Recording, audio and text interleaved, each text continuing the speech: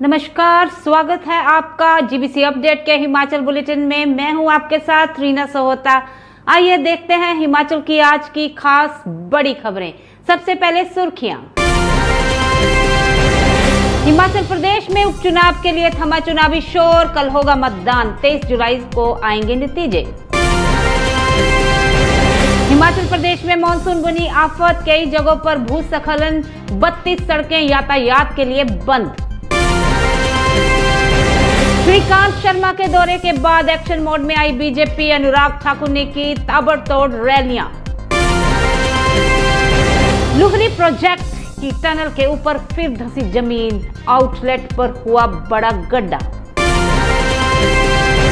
राजभवन शिमला में स्थापित होगी पीतल से तैयार श्री राम की मूर्ति, बनाने में लगे 3 महीने।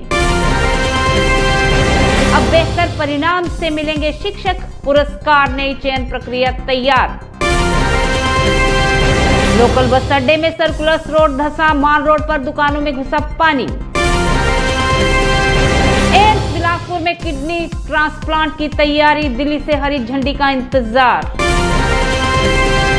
मनाली में पर्यटन कारोबार 80% गिरा, सैलानी लाहौल घाटी का रुख कर रहे। विधानसभा उपचुनाव के नतीजे आने से एक दिन पहले सीएम सुक्खू ने बुलाई मंत्रिमंडल की बैठक, हो सकते हैं कई बड़े फैसले। अब खबरें विस्तार से।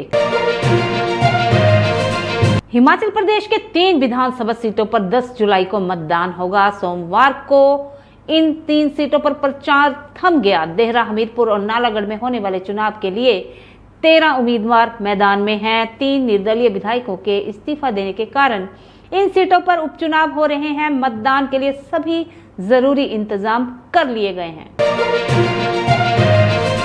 प्रदेश में मॉनसून आफत बन गई है। बारिश के तांडव से हिमाचल प्रदेश की 32 सड़कें बंद हो गई हैं। मौसम विभाग ने शिमला और सोलन, सिरमौर में बिजली गिरने का अलर्ट भी जारी किया है। वहीं प्रदेश में बिजली का संकट भी खतरा मंडराने लगा है। पूरे प्रदेश में 39 ट्रांसफार्मर खराब पड़ गए हैं।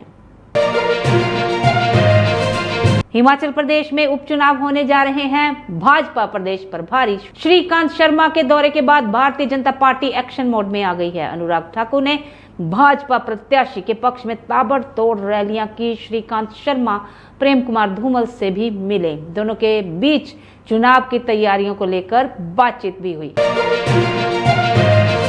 सतलुज नदी पर निर्माणाधीन 210 मेगावाट के लुहरी प्रोजेक्ट की नदी डायवर्जन टनल के आउटलेट के ऊपर जमीन धंसने से बड़ा गड्ढा हो गया है। घटना रविवार सुबह करीब 7 बजे की है। राहत की बात यह है कि जिस दिन हादसा हुआ उस दिन वहां कोई कामगार नहीं था। बता दें कि करीब 20 दिन पहले डायवर्जन टनल के आउटलेट पर जमीन धंसने से भारी मलबा आ गया था और टनल बंद हो गई थी। राजभवन शिमला में भगवान श्री राम जी की 120 किलो की मूर्ति स्थापित होगी। चंबा के कारीगर गौरव आनंद ने राजभवन शिमला से मिले ऑर्डर पर इसे तैयार किया है। मूर्ति तैयार करने में कारीगर को 3 माह का समय लगा है। राज्यपाल शिव प्रताप शुक्ल ने जब यह मूर्ति देखी तो वह गदगद हो उठे। उन्होंने आनंद को टोपी और शॉल भेंट कर सम्मानित भी किया। गौरव ने इस उपलब्धि का श्रेय अपने माता पिता, परिवार, सहयोगी कारीगरों और जिला वासियों को दिया है। हिमाचल प्रदेश में राज्य स्तरीय शिक्षक पुरस्कारों के लिए चयन प्रक्रिया को बदलने की तैयारी शुरू हो गई है। इस वर्ष से साक्षात्कार और बेहतर परीक्षा परिणाम के आधार पर शिक्षक पुरस्कार दिए जाएंगे। इसको लेकर शिक्षा सचिव राकेश कंवर की अध्यक्षता में सचिवालय में हुई बैठक में नई चयन प्रक्रिया तैयार की गई है। पुरस्कारों के लिए शॉर्टलिस्ट शिक्षकों के स्कूलों में जाकर उपलब्धियों को भी चयन कमेटी से परखने का फैसला लिया गया है। राजधानी शिमला में सोमवार को दिन के समय हुई भारी बारिश के बाद रात को लोकल बस अड्डे में गुरुद्वारे के पास सर्कुलर रोड धंस गया। वहीं मार रोड पर बारिश के बाद कुछ दुकानों में पानी भी घुस गया। लोकल बस अड्डे में सड़क को चौड़ा करने और पार्किंग का काम चल रहा है। निर्माण स्थल पर मुख्य सड़क का एक हिस्सा ढहने से यहां हड़कंप मचा रहा। अखिल भारतीय आयुर्विज्ञान संस्थान एम्स बिलासपुर में किडनी ट्रांसप्लांट शुरू करने की तैयारी लगभग पूरी हो चुकी है। इसके लिए दिल्ली एम्स के विशेषज्ञों की टीम निरीक्षण के लिए बिलासपुर भी पहुंची थी। केंद्र सरकार ने एम्स बिलासपुर प्रबंधन को दिशा निर्देश दिए थे कि वह किडनी ट्रांसप्लांट की प्रक्रिया को शुरू करे। इसके बाद प्रबंधन ने दिल्ली एम्स से निरीक्षण के लिए आग्रह किया है। टीम ने निरीक्षण के बाद किडनी ट्रांसप्लांट शुरू करने के सभी मानकों को सही पाया है।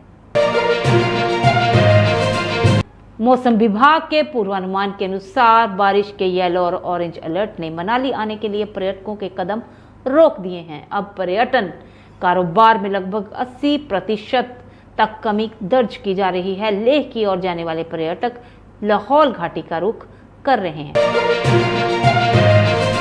हिमाचल प्रदेश में 13 जुलाई को विधानसभा उपचुनाव के नतीजे आएंगे। उससे एक दिन पहले यानी 12 जुलाई को सीएम सुक्खू ने मंत्रिमंडल की बैठक बुलाई है।